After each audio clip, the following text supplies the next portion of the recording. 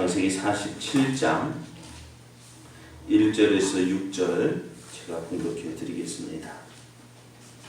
요셉이 바로에게 가서 거하여 이르되 내 아버지와 내 형들과 그들의 양과 소와 모든 소유가 가나안 땅에서 와서 고센 땅에 있나이다 하고 그의 형들 중 5명을 택하여 바로에게 보이니 바로가 요셉의 형들에게 묻되 너의 생업이 무엇이냐? 그들이 바로에게 대답하되 종들은 목자이온데 우리와 선조가 다 그러하니이다 하고 그들이 또 바로에게 고하되 가나안 땅에 기근이 심하여 종들의 양떼를 칠 곳이 없기로 종들이 이곳에 거류하고자 왔사오니 원하건대 종들로 고센 땅에 살게 하소서. 바로가 요셉에게 말하여 이르되 내 아버지와 형들이 내게 왔은즉 애굽 땅이 내 앞에 있으니 땅의 좋은 곳에 내 아버지와 내 형들이 거주하게 하되 그들이 고센 땅에 거주하고 그들 중에 능력 있는 자가 있거든 그들로 내 가축을 관리하게 하라. 아멘. 6절까지 보았습니다. 할렐루야. 새날을 주신 하나님을 찬양합니다. 오늘도 함께 하시는 하나님을 기뻐하면서 더욱 복된 날 되시기를 예수님의 이름으로 축복합니다. 오늘 우리에게 주신 하나님 말씀을 통해서 우리는 세상 가운데 살고 있습니다. 우리는 세상 가운데 살고 있습니다. 이런 제목으로 하나님 말씀을 증거하겠습니다. 가나안을 떠나서 애굽으로 출발한 야곱의 가족 70명은 요셉이 미리 이야기해 주었던 고센 땅에 도착을 합니다. 왜 요셉이 하필이면 고센 땅을 이야기했을까? 다른 지역도 참 많은데요. 왜 하필이면 고센 땅일까? 지도를 보면은요, 이 지역이 어떻게 보면은 양을 치는데 아주 좋은 땅입니다. 그리고 애굽의 수도와 멀리 떨어져 있어서요. 그러니까 중앙 정부와 떨어져 있어서 간섭을 덜 받아요. 뿐만 아니라 이것이 국경지대이기 때문에 또 애굽에 무슨 일이 있으면 어떻게 쉽게 탈출할 수 있는 그러한 지역이었던 것입니다. 그러니까 애굽에 위기가 닥치면은 쉽게 애굽을 떠날 수 있는 곳이 고센 땅이었습니다. 그래서 요셉이 애굽의 총리가 되면서 어떻게 했을까요? 애굽의 전 지역을 다 순찰하며 돌아다녔잖아요. 그래서 이러한 모습, 하나님께서 자신을 애굽에 보내신 이유가 뭐라고 했어요? 이스라엘의 생명을 보존하고 또 그들의 후손을 이 땅에 남기도록 하기 위해서. 그래서 어떻게 해요? 전국을 돌아다니면서 어느 땅이 좋을까 미리 살폈을 거 아니에요. 그래서 어떻게 해요? 고센 땅이 가장 좋은 땅이라고 생각을 했습니다. 그래서 요셉은 야곱의 가족, 애굽에 내려오는 그 야곱의 가족에게 고센 땅으로 와서 거기에 머물러 있으라고 이야기를 했습니다. 그리고 이제 요셉이 바로에게 가서 자신의 가족이 가나안에서 내려와 이제 고센 땅에 머물고 있다고 보고를 합니다. 그렇게 요셉은 야곱의 가족이 고센 땅에 머물 수 있도록 하기 위해서 미리 계획을 세웠습니다. 그리고 이를 위해서 야곱과 그의 형들에게 어떻게 해야 할지를 미리 알려주었습니다. 그리고 이제 애굽에 도착한 그 형들을 이끌고 형들 가운데서 5명을 택합니다. 몇 명 형제였어요? 야곱의 몇 명의 아들이 있어요? 12명의 아들이었죠. 그래서 요셉을 빼고 11명 가운데에 5명을 선택합니다. 누구를 선택했는지 말씀은 없습니다만은 그 11명의 형제 가운데서 이제 5명을 선택합니다. 왜 하필이면 5이가? 5이라는 숫자가 우리나라는 몇을 좋아해요? 7을 좋아해요. 우리나라에 7을 좋아하나요? 7을 좋아하나? 대원의 숫자. 아, 그런가요? 이 애굽에서는요, 5가 복이 있는 숫자야. 애굽인들이 5를 좋아해요. 그러니까 11명의 10명의 형제들 가운데서 5명을 택해서 애굽 바로에게 데리러 갔습니다. 그리고 야곱과 함께 그 5명의 형제를 이끌고 바로에게 보이러 갔습니다. 그때 바로가 그 형들이 묻습니다. 너희 직업이 뭐냐? 너희 하는 일이 뭐냐? 형들은 이제 자신의 직업이 목자라고 이야기를 합니다. 그러면서 자신들이 애굽에 내려온 이후 양거리와 기근이 심하여서 가나안의 양떼를 칠 곳이 없어서 우리가 이곳 애굽까지 내려왔다라고 이야기를 합니다. 그러면서 하는 말이 우리가 고센 땅에 머물게 해달라라고 청을 합니다. 그래서 이 모든 말이 누가 이야기해 줬을까요? 요셉이 미리 이야기했습니다. 그래서 오늘 45장 32절을 보면은 요셉이 다 미리 이야기를 해놨어요. 또 바로에게 역시 우리 가족의 직업이 목자이다 하면서 미리 다 이야기를 해 두었습니다. 그래서 형들의 말을 들은 바로는요, 요셉을 부릅니다. 요셉에게 그의 가족들이 살 수 있는 곳, 그것을 정할 수 있는 모든 권한을 누구에게? 요셉에게 맡깁니다. 그리고 뿐만 아니라 그 바로에게도 동물이 있을 거 아니에요. 그죠? 바로에게도 동물들이 있을 거예요. 그 동물을 칠 수 있는 그 공직은 관리를 그 형들 가운데서 능력 있는 사람이라면 능력 있는 자가 있다면 어때요? 바로의 가축을 관리할 수 있는 그 사람을 세우라고 이야기를 했습니다. 자, 오늘 요셉이 갈급에 도착한 그 자신의 가족들, 그 가족이 거할 땅을 이제 정하게 되어지는 모습을 오늘 말씀에는 기록이 되어져 있어요.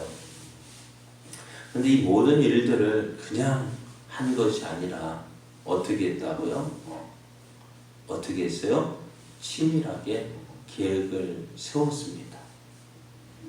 그리고 뿐만 아니라 그 세운 계획을 자기만 알고 있는 것이라 그 형제들과 공유를 했고, 또한 그 계획한 대로 그 일들을 이루어가는 것을 보게 됩니다. 물론 요셉에게요, 바로와 버금가는 권리가 있어요. 권한을 주었어요. 그러나 어떻게 요셉은 자신이 행할 수 있는 권한이 있음에도 불구하고 어떻게 해요? 바로에게 가서 이야기를 합니다. 왜 그랬을까요?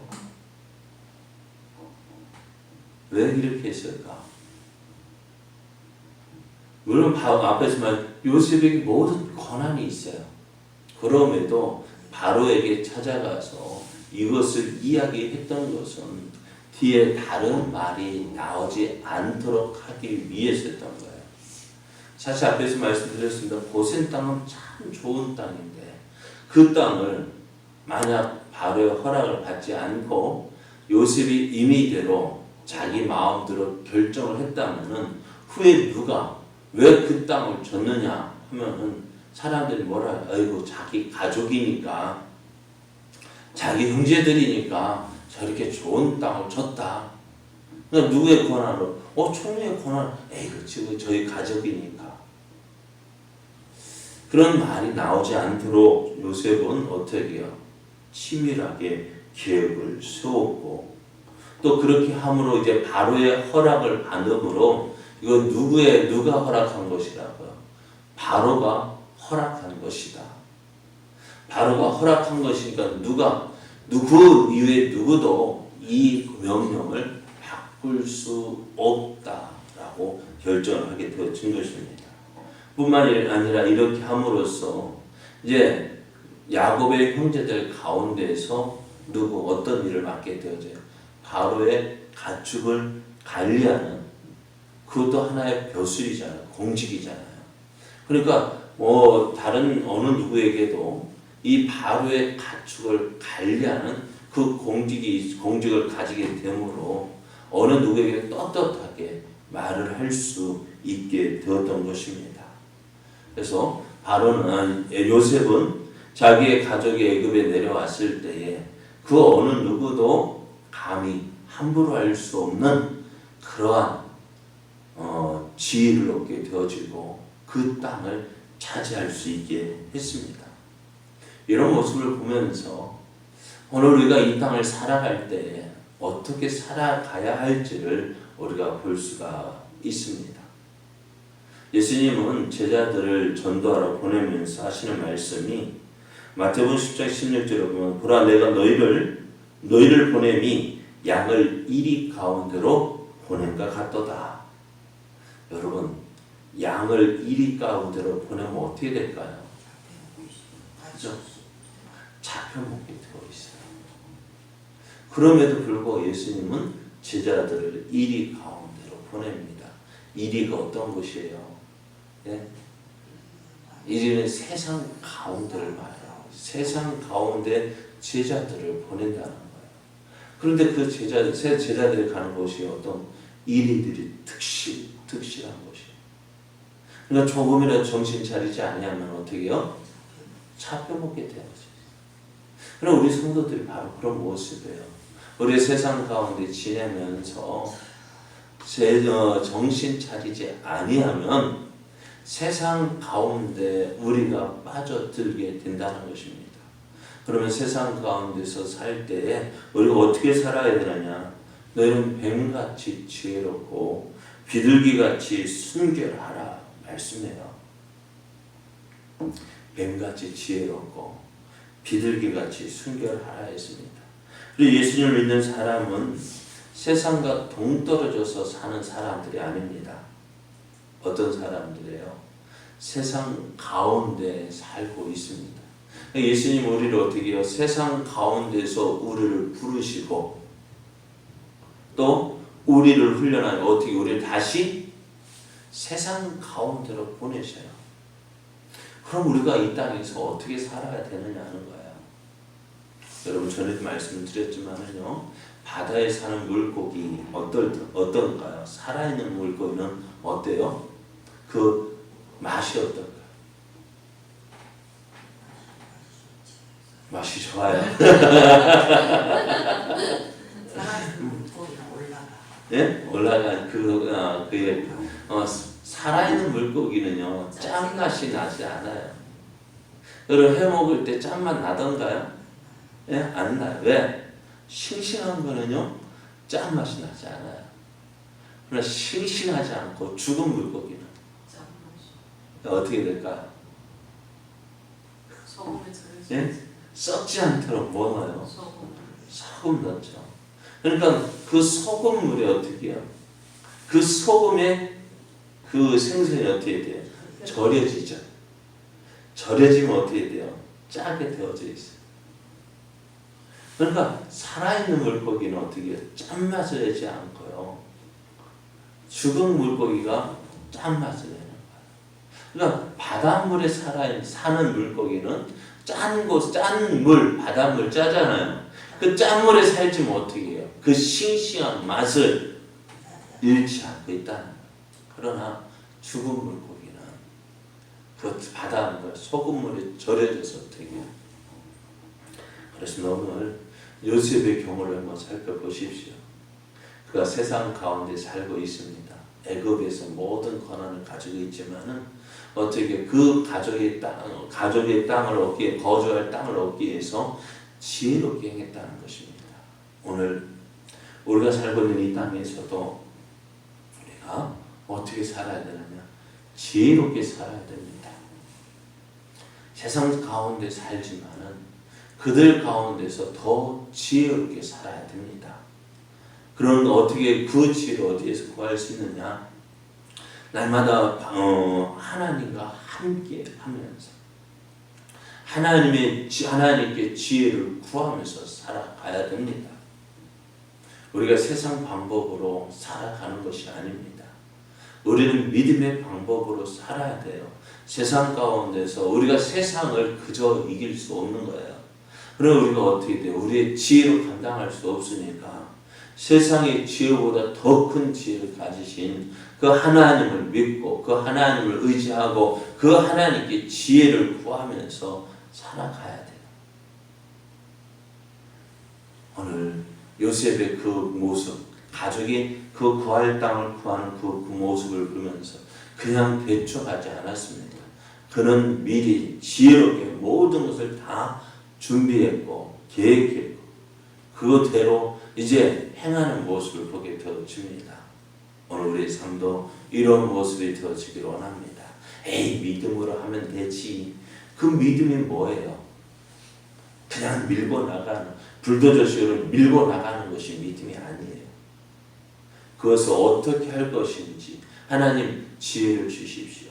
지혜를 구하면서 하나님의 은혜를 구하면서 또 그래서 어떻게 해요? 하나님의 인도하심 따라서 행하는 것이 세상을 살아가는 지혜입니다. 오늘도 하나님과 함께 하십시오. 하나님의 지혜를 구하십시오.